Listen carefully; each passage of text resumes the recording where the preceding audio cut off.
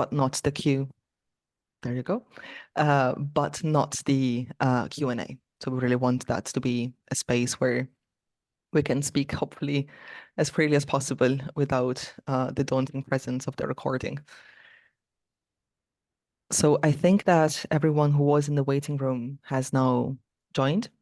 So in the interest of time, I would like to hand over to Jean-Pierre, who's going to be talking about the methodology and the aims of the project. Perfect. Thank you very much, Noemi, and welcome everybody. I will take very few minutes just to talk a little bit about what we set out to do and how we set out to do it in this project before handing over to John and Noemi and Robyn to present the actual findings of the research. And obviously many of you have been involved in the project, as Noemi has mentioned, which means that you are probably well aware of these and you might have actually seen some of our slides already. So what we set out to do in this project is to assess the identification-related training available to statutory and non-statutory frontline organizations, as well as to design in partnerships with those frontline organizations a pilot assessment of training effectiveness. Linked to this was the identification of good practices and good practice structures that increase the quality of referrals into the national referral mechanism, as well as to examine the reasons why people choose to enter the NRM or choose not to enter the NRM, and therefore the reasons given for the duty to note in the duty to notify reports. We sought to explore identification patterns, including gaps and promising practices according to characteristics of adults with lived experiences of modern slavery, and to explore the meaning and understanding of informed consent and the reasons why adults with lived experience of modern slavery decide to give or not give their consent to enter the NRM. In order to achieve these aims, we went through a series of research tools and research methods over the past 12 months or so. This involved blind review of training materials. So what we did here was we secured access to training materials. By that, we mean training outlines, but also actual materials, so slides, etc., that have been used in the delivery of training. And then we subjected those training materials to a blind peer review, meaning that we anonymized the training materials as much as possible. So it wasn't clear who was delivering the training, which institution it was coming from, etc. And then they were sent out to experts to review on the basis of a questionnaire or an assessment tool that was created for this particular purpose, and which is actually provided in Annex, I believe, Annex 3 of the report. Next, we organized a series of focus groups, including focus groups with people with lived experience of modern slavery, of which we organized 3, as well as with stakeholders, of which we organized 1. Those took place with the support of the Human Trafficking Foundation, and it was an opportunity for us to go to the horse's mouth, so to speak, in terms of the experiences of both people receiving the training, delivering the training, but also of people having the experience of going through the NRM or being in that process of deciding whether to consent to go into the NRM. Besides these, we also did a number of interviews and informal conversations. Some of them were slightly more kind of formalized interviews, while some of them were less formalized, in order to make sure that we're getting as much access to information as possible. Obviously, this was all done within the context of securing the anonymity and confidentiality of people who are responding to our various research tools. We did a stakeholder survey, which was circulated amongst frontline organizations, etc., and to which we had 42 responses, which were obviously analyzed and have been included in the report. And then we also did a co-creation workshop in last year, in which we helped started the designing of this assessment framework. That assessment framework is included in Annex to the report as well. That framework kind of builds on the assessment framework that we used to do the blind review of training materials, but then is a standalone document that organizations, individuals can use to assess the training that they're developing, and is very much intended to be kind of a memory aid for people who are developing these trainings or looking at these trainings to think about what are some of the issues that need to be considered in the development and delivery of the training. And then we also looked at NRM data, which was publicly available, as well as DTN data. We had, through the help of the Policy and Evidence Center on Modern Slavery and Human Rights, as well as contacts at the Home Office, we were able to secure a memorandum of understanding with the Home Office, through which we received access to the DTN data for 2020, 2021. And then we went through the process of coding the data and providing the analysis of that data.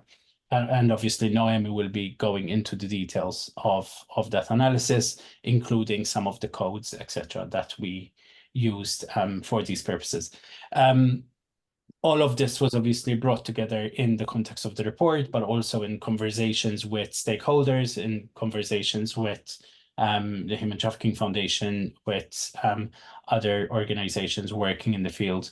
And we hope that the report, to which we'll put the link in the chat box very soon, is a useful resource for people about referral issues, consenting to joining the NRM, around identification in the UK. And we hope that it will start a conversation moving forward on how we can continue to improve the referral systems and make sure that people know exactly what they are being asked to consent to, and that they feel comfortable going into those support structures if that is the right thing for them. With that being said, I will stop talking and I will hand over to John, who will be discussing the training elements of the findings.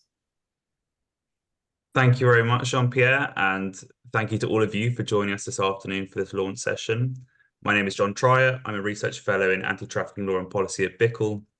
And as Jean-Pierre just mentioned, I'm going to spend around 15 minutes or so walking you through some of the main findings of the project related specifically to the training of first responders, before then passing over to Noemi to go a bit deeper into the different patterns that emerge from the analysis of the DTN data. Before going into these findings, I want to very briefly explain why we decided to focus on training in the first place, given the broad scope of the original project call. So issues around the training of first responders was something that emerged from a preliminary literature review and initial consultations with stakeholders as a major barrier to the identification of survivors in the UK. Specific challenges associated with the lack of training for first responders included, firstly, a lack of awareness of the NRM process among first responders. Secondly, an inability to recognize indicators of modern slavery by first responders, for instance, due to pre-existing assumptions around about what these offences consist of and how survivors should look and behave. And finally, a lack of consistency in the quality of referrals by first responders.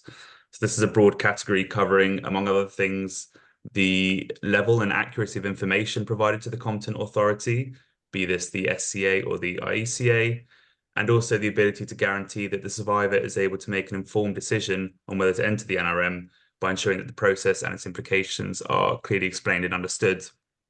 This is an issue that Noemi will be discussing at length in relation to the DTN data, which, as we will see later in this presentation, very much reinforces this initial finding about the need for improved training in this area. So to turn now to some of the main project findings, this on the next slide. One theme that came through very strongly, particularly from the project survey, was widespread support for a mandatory training requirement for first responders, with 88% of the individuals surveyed, all of whom were first responders themselves, supporting this idea. So arguably some form of mandatory requirement is already acknowledged in the statutory guidance, as demonstrated in the quotation on the slide, although this effectively leaves it to first responder organisations to ensure that their own staff are appropriately trained without any strict parameters around when or how often such training should be provided. As such, the stakeholders that we contacted through the survey pushed for this requirement to be framed in much stronger terms, including by emphasising that mandatory training should not be limited to an initial one-off session, but that it should also be provided on a repeat basis to ensure that first responders retain their knowledge and are also kept up to date on relevant trends and patterns of offending or policy developments relevant to their role. In particular, survey respondents highlighted how greater specificity and enforcement around mandatory training requirements would begin to address some of the issues that we've already highlighted, particularly in relation to a lack of awareness of the NRM mechanism, reinforcing the importance of the first responder role in the identification process generally, and promoting greater consistency in the quality of referral practices. And this position is reflected in our recommendations, which we'll be touching on at the end of this presentation. But we also wanted to be very careful not to argue for training as a mandatory condition to being able to perform the first responder role, which we feared would essentially block avenues into the NRM for a lot of survivors. So we tried to strike a bit of a balance here, which we'd be happy to discuss in more detail in the Q&A if there's interest. Closely related to this question of mandatory training requirements, the project also sought to get an indication of current training availability and uptake among first responders. So as you can see in some of the figures shared here on the slides, among first responders that we surveyed, 90% had received some form of modern slavery training, indicating a high level of coverage, although many elaborated that this was only offered on an initial basis or was otherwise not a regular feature of their employment. And I think in the end, 24% also indicated that they had actually undertaken training at their own expense to compensate for this. But something that we acknowledge in the report is that it was difficult to draw any broader conclusions from this concerning the availability of training to first responders generally across the UK.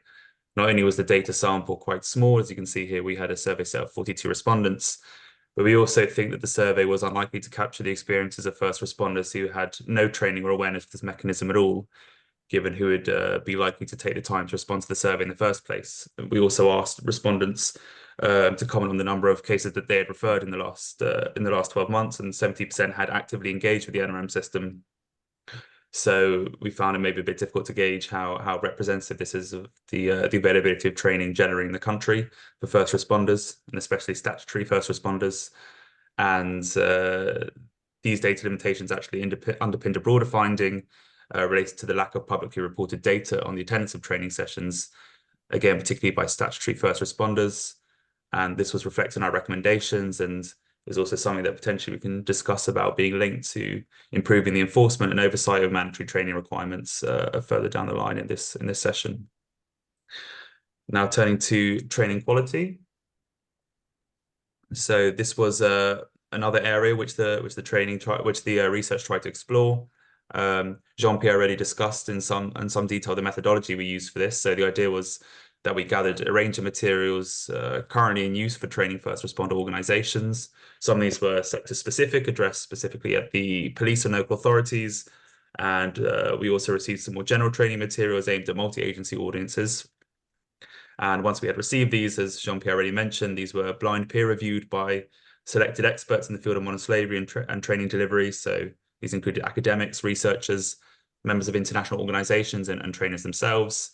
And these responses were then inserted into a grid based on a specific set of questions that we asked, which related to the quality of the content, both in terms of general awareness and indicators of modern slavery, and in terms of practical steps related to performing first responder duties.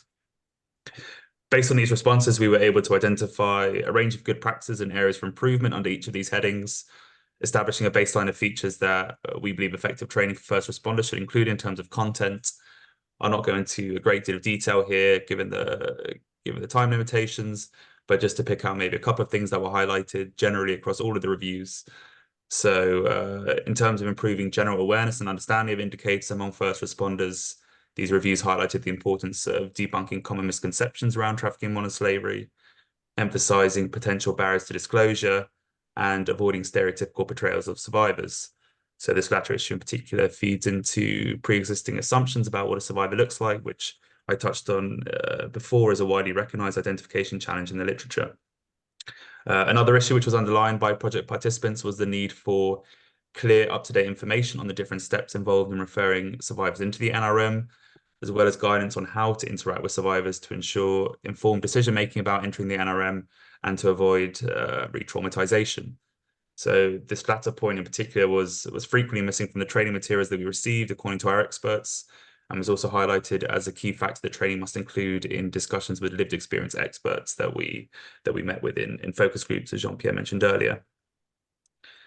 Now, in terms of evaluating and improving training impacts, this was specifically addressed through a co-creation workshop organised by BIICL and HDF, which again, Jean-Pierre has mentioned briefly in the discussion of the methodology used in the project. And this basically encouraged participants to reflect on ways to assess and improve the effectiveness of training being delivered to first responders. So one of the themes that emerged from this co-creation workshop is that there is generally a lack of structured monitoring and evaluation of the impact of training, particularly in the long term. And this was based mainly on a lack of capacity and funding for this purpose, as well as an inability to access performance metrics that would indicate whether this training was effective in terms of how it was being implemented. So an example of this would be, for instance, having oversight of the NRM forms being submitted by the participants after they had taken the training, which obviously a lot of trainers don't have access to. Nonetheless, it was agreed that it was critical to follow up with participants to understand how they're implementing their training, whether they feel more confident in their role as a result of the training, and whether they have encountered any challenges that should be included in future sessions. Another point that came through the workshop was the importance of opportunities for sharing experiences and resources between trainers, with participants highlighting the importance of maintaining training material databases and training networks for this purpose, as well as various other schemes such as peer monitoring and attendance at each other's sessions. We've already seen some examples of promising practices in this area, such as the UK Modern Slavery Training Delivery Group, but participants very much encouraged further engagement in this area. And then another issue which came up frequently was delivering effective a challenge to delivering effective and up-to-date training was the constant changes to the NRM referral process, especially when these changes have been implemented without significant lead times. For instance, one example mentioned often in these discussions at the co-creation workshop was the introduction of the new evidentiary requirement in the January 2023 statutory guidance. And we were actually working on a follow-up to this project, focusing more narrowly on the impacts of the Nationality and Borders Act. And one of the key takeaways from that, again, has been the challenges of providing up-to-date and accurate training in light of constant changes to the role first responders are expected to carry out. So this is definitely an ongoing challenge and one that featured both in the recommendations of this project and I think will also feature centrally in the recommendations of that project, focusing specifically on the Nationality and Borders Act. And then finally, to close this part of the session, I just wanted to say a couple of words about a specific project output that came from the co-creation workshop. And this was the development of a pilot framework for assessing training effectiveness. So based on discussions with participants in the workshop, as well as the insights we gained from other aspects of the project, and specifically the expert reviews of the training materials, we developed a 12-point assessment checklist for training providers to follow when designing and delivering their materials. So again, just to indicate a couple of the considerations which are in here without going into too much detail. So one was ensuring that the audience is properly defined and understood in terms of their learning needs. Another was reflecting on the appropriateness of the training delivery format, exploring ways of including survivors in the design and even potentially the delivery of these materials, although of course this must be subject to very strict safeguarding protocols, making sure the content is accurate and up to date, including through peer reviews of the materials, and gauging the impact of the session on learners through short-term, medium-term, and long-term monitoring and evaluation. So this 12-point framework is included in the final report and annex, I believe annex number 1. So we would encourage all of you to have a look through that when you have the time. And this concludes the first part of our presentation, focusing on the training findings. So now I will pass over to Noemi to go into a bit more detail about the DTN analysis. Thank you. Thank you, John. And so I'm going to be focusing on the findings related to the DTN data analysis. Jean-Pierre already mentioned some of the methodological approaches to the data analysis and the ways in which we were able to access detailed DTN data for 2020-2021. And so in terms of the report, we had 2 levels of comparison, if you will, between DTN and NRM data. One was related to the publicly available DTN and NRM data for 2022, and another layer was related to a comparison or some trying to understand trends and patterns between publicly available NRM data and the Home Office MOU data from 2020-2021. In terms of the DTN dataset, so the confidential dataset, we had 5,321 data points. And in terms of the information that was available in the redacted for privacy and safety reasons dataset, we were able to access information around gender, nationality, reporting authority or organization, type of exploitation, and reasons for not entering the NRM. So in terms of our analysis, we conducted a quantitative analysis on gender, nationality, type of exploitation, and reporting authority. As I mentioned earlier, we correlated that data with the NRM data to understand whether some forms of exploitation or some nationalities were overrepresented either in the NRM or in the DTN data. And then on reasons for not entering the NRM, we conducted both the quantitative and qualitative analysis. So we coded clearly reasons for not entering the NRM is an open field sort of question or box, and it's not a mandatory one. So we inductively and deductively coded the open field related to reasons for not entering the NRM, and came by the end of that coding exercise to 45 codes. And each entry was coded with a minimum of 1 and a maximum of 2 codes. The maximum of 2 codes was not something we decided beforehand.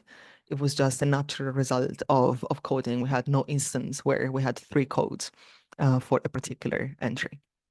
So in terms of correlation with the NRM data, before moving to the reasons, in terms of nationalities in particular, it was quite interesting to see how in relative terms, so as a percentage on the total of NRM and DTN submitted, while in the NRM process, we have a vast majority of Albanian nationals. In the DTN nationals, Albanians do not figure with the same percentage. So we have 41% in NRM, followed by 9% British nationals, 8% Eritrean, and then Romanian Chinese around 2%. In the DTN data, we see a higher percentage of Eritrean nationals, 20%, followed by Albanian, 18%, British, 9%, so consistent with the NRM proportions. Sudanese nationals at 8%, and Romanian and Chinese around 7 to 5%. So we see Eritrean nationals being overrepresented in DTN reports than in NRM, and Albanian nationals being overrepresented in NRM over DTN. So this is going to, again, come back when we look at the reasons for not entering and some of the codes. But I thought I would flag this from the get-go. Now, speaking about the codes, the process of drafting and crafting and coding was surely a long one, and one that is open to many questions still.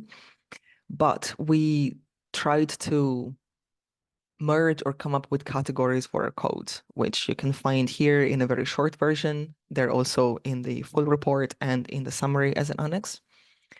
But we mostly found 4 categories of reasons for not entering the NRM that were given by people with lived experience, or people that were in the process of deciding whether or not to enter into the NRM. And these 4 categories are personal reasons, exploitation-related reasons, structural reasons, and process-related reasons. So on the personal, as you can see in the slide, we have significantly the potential victim, hence the acronym PV, feels safe or does not need support. They wish to return to the country of origin. They feel that a referral would be detrimental to their well-being. They are afraid of being stigmatized. They deny the exploitation experience or victim status, and so on and so forth. On exploitation-related reasons, we find reference to the fact that the exploitation happened outside of the UK, and hence the NRM, quote unquote, does not apply to these people, or timing. So this is past exploitation.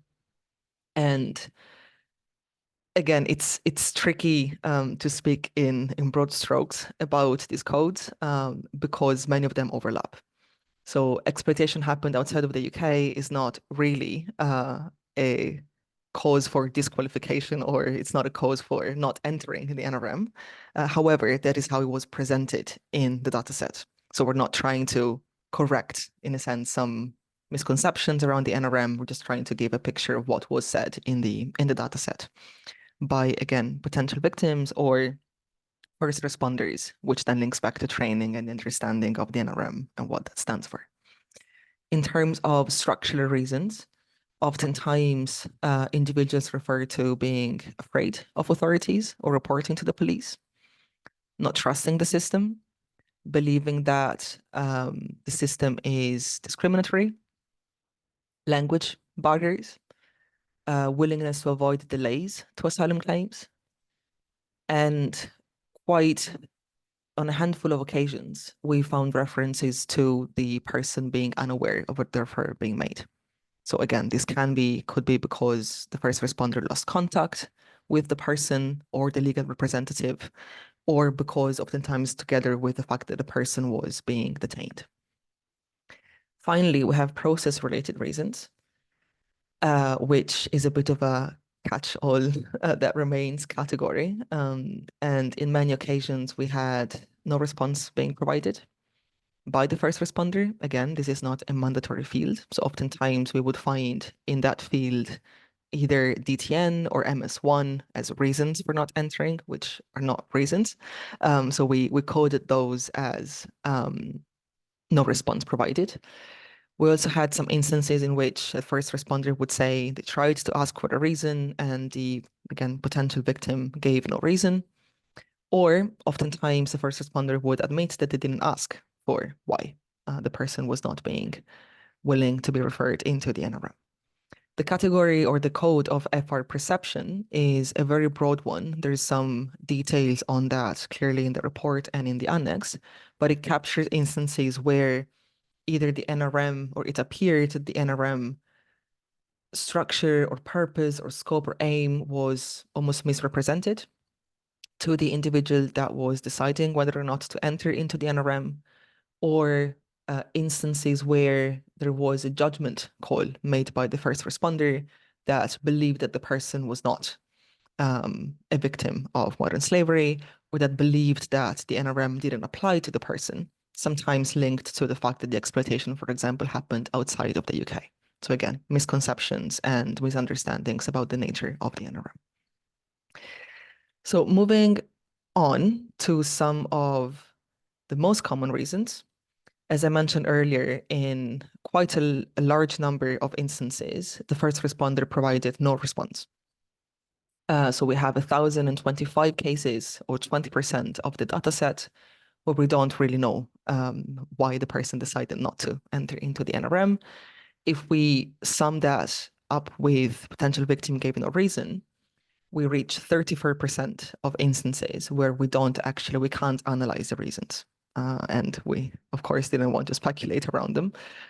So when I will be talking about percentages and prevalence of reasons, I will be talking about percentages related to cases where a reason was given. Okay, so eliminating to a certain extent FR provided no response and PV gave no reason. Some of the most common reasons that were actually given was that the person denied the exploitation experience and or their victim status, 15% of overall cases. The person wished to put experience behind them, usually linked with concerns around the NRM being detrimental for the well-being of the individual in 10% of, again, the overall cases. Being afraid of traffickers, the person feels safe, and again, FR perception as this catch-all or broader category. Now, if we recalculate the percentages when at least one reason was present, here the order doesn't change, but the weight of them changes. So in 23% of cases, the individual denied victim status. Interestingly, sometimes this was linked to a code reference to being afraid of traffickers. So there was a denial of the trafficking or modern slavery experience, but also fear of traffickers that was coded alongside that denial. So we can understand the links also there. Wishing to put experience behind, being afraid of traffickers, feeling safe. But the recalculation of those numbers, again, is based on the elimination or omission of the cases where we had no reason being provided. So altogether, these 5 codes represent around 60% of entries where we had at least one reason. Now, we broke them down in terms of some of so-called personal characteristics. So moving on to that analysis, we have an analysis on the basis of gender. So when gender was available as an information, and there were very limited instances where it was not, we recalculated percentages, again, where at least one reason was provided. So for males, we have, for the most part, the individual wishing to put the experience behind them, 380 cases or 18%. The person denying victim status, 13%. The person being afraid of traffickers, 9%. A refusal to engage with authorities, 8%. The person feeling safe, followed by FR perception and FR lost contact with the representative.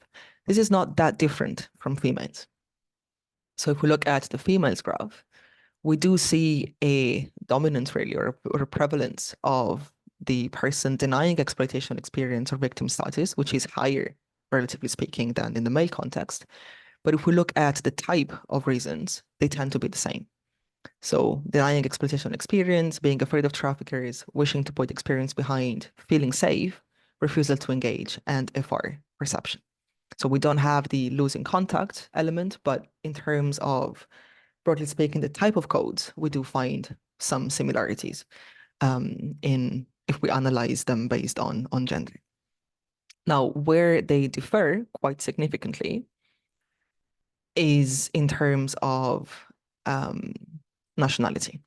So we have some degree of consistency. So desire to leave the exploitation experience behind, denial of exploitation, refusal to engage, and feeling safe and fear of traffickers were appeared across nationalities. But then we have some very specific nationality trends. Go back. Thank you. In terms of, for example, amongst Romanian nationals, 50%, and this cuts across genders, denied the exploitation experience. And for the most part, this was cases of labor, exploitation of forced labor.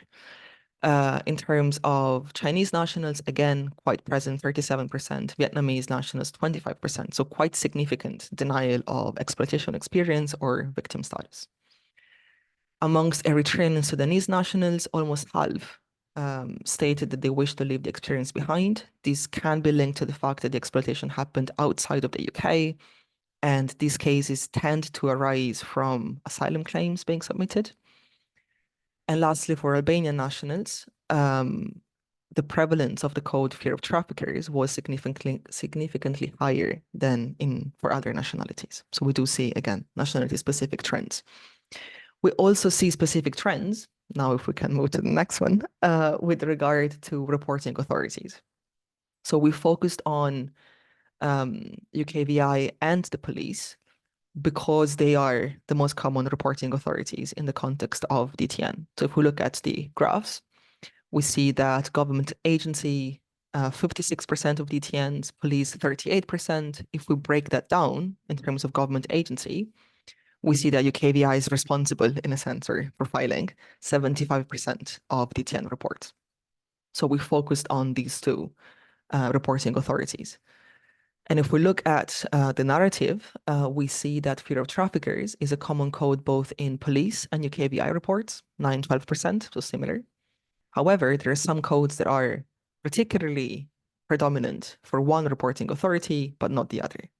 And in particular, denial of exploitation was predominant in police reports, and the code was minimally present in UKVI reports. Refusal to engage with the authorities was a significant code in police reports, but not in UKVI reports, so 16% versus 2%. The desire to leave the experience behind, quite prevalent in UKVI, unsurprisingly, again, because of the asylum process and the exploitation happening outside of the UK, less likely to find the code in police reports. And in terms of, let's say, less prevalent codes, we still have some differences. So in UKVI reports, the person not being ready to be referred or wanting to seek legal advice before referral, or the person believing that the referral would be detrimental for their well-being, were present in UKVI, hardly present in police reports. So this is to give a snapshot, and the report goes in quite a lot of detail based on gender, nationality, reporting, authority, but in the interest of time, we sort of picked the general, some of the macro findings. Now, something that was particularly interesting in the context of the DTN analysis, but also the training analysis and the focus groups, was reflections around the meaning of consent and even more so informed consent.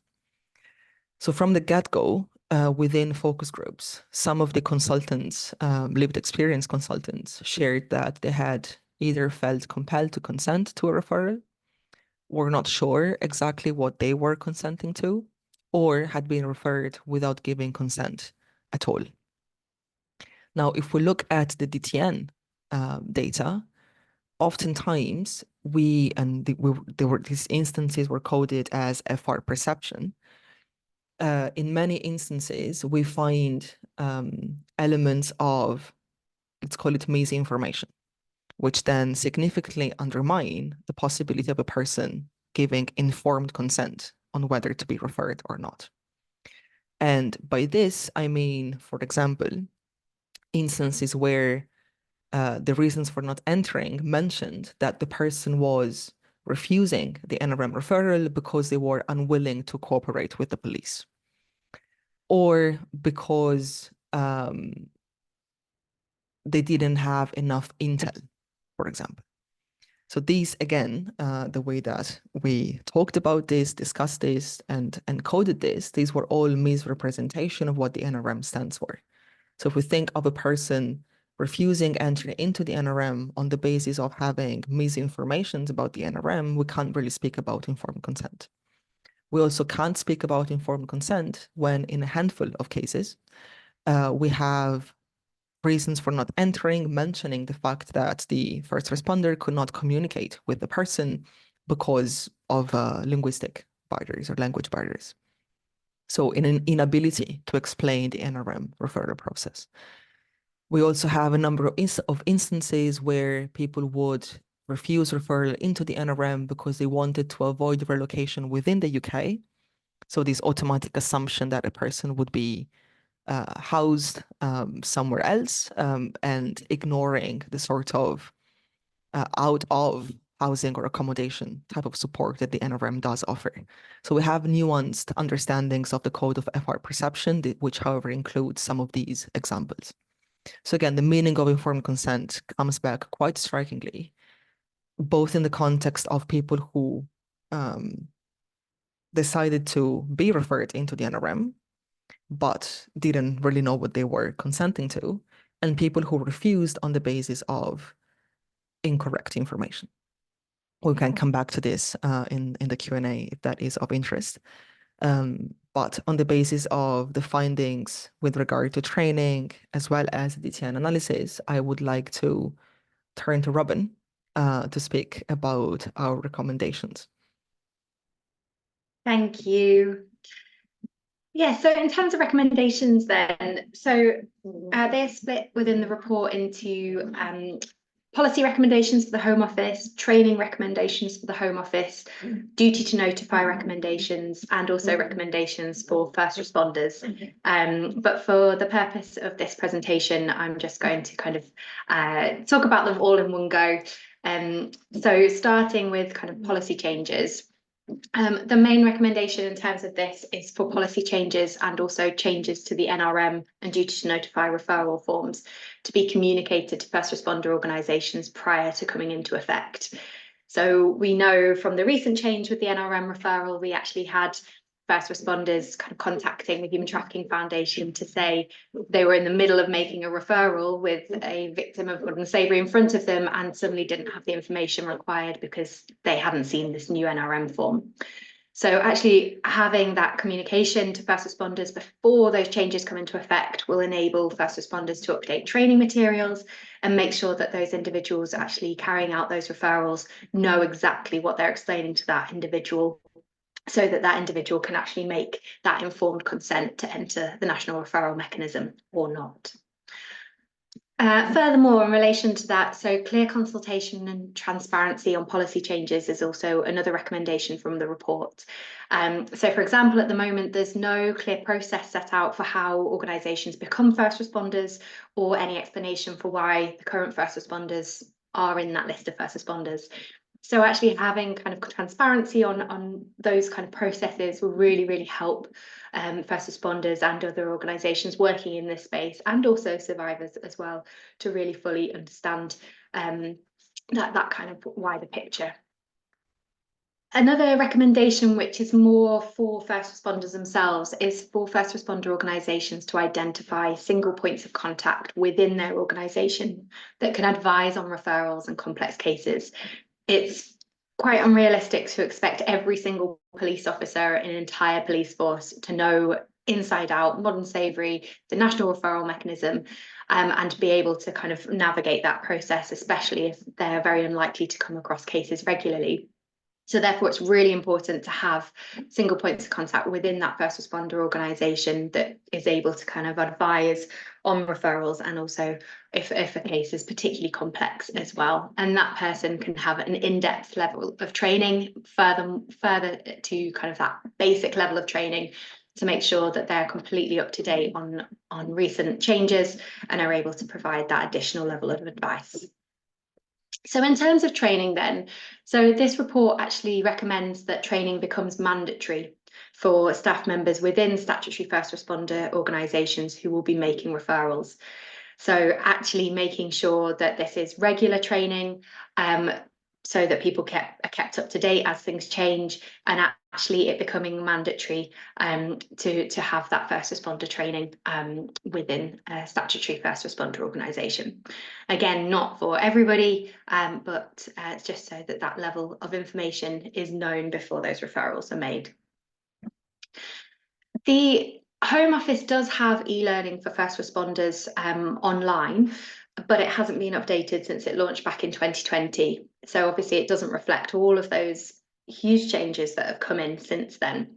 So this report recommends that that needs to be updated as a matter of urgency, because it's actually the only training that's available to all first responder organisations.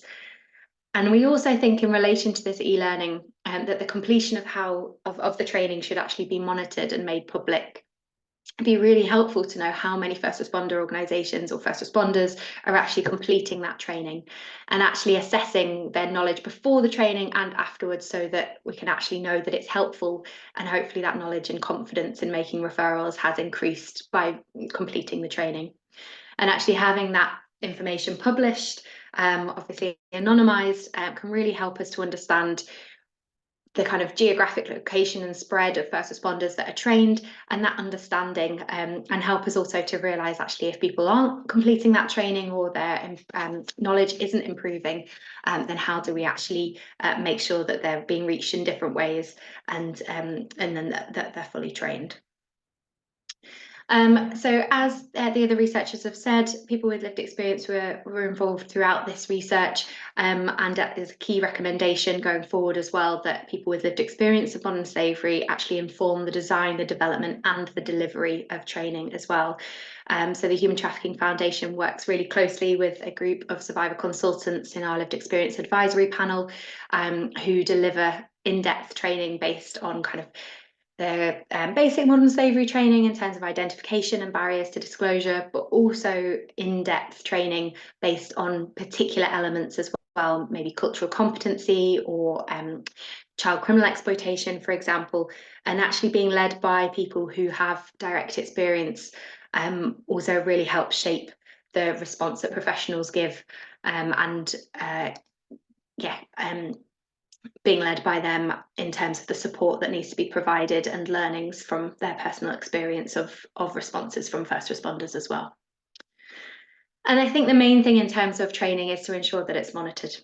So it's one thing to kind of say, yes, this many people were trained, but actually what difference did that make? How did that knowledge change? How did that confidence change? And how are you capturing that learning?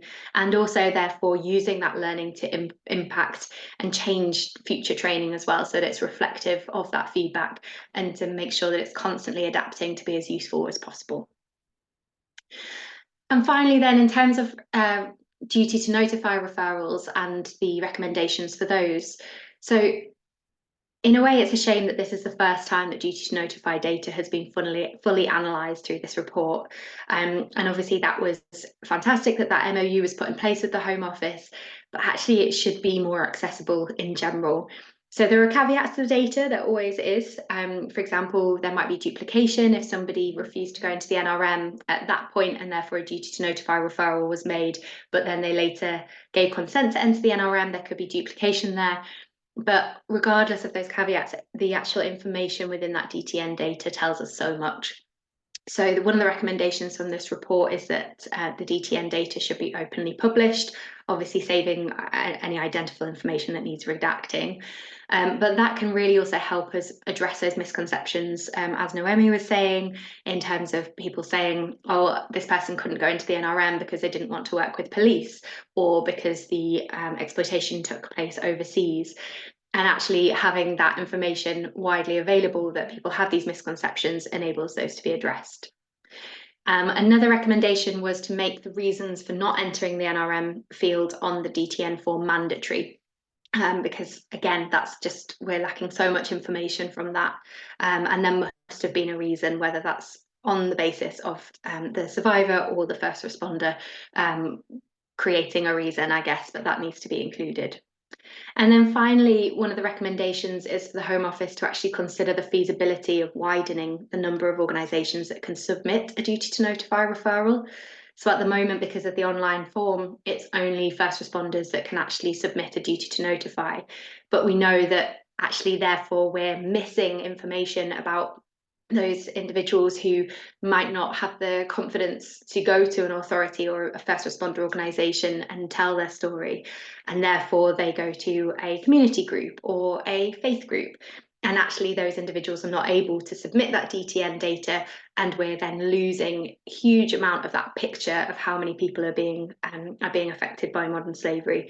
So we do ask in this report for that to be a consideration of actually how feasible would it be to widen that opportunity, and especially thinking about upcoming legislation, the impact of the Illegal Migration Act, and how that might put more and more people off coming forward to authorities because of fear of removal. Actually, how do we make sure that all the information, the wealth of information that grassroots organisations hold, are actually then captured centrally as well, to try and influence the response wider. Thank you. Thank you, Robyn. So we're going to stop the recording now that we have. I'm just going to wait.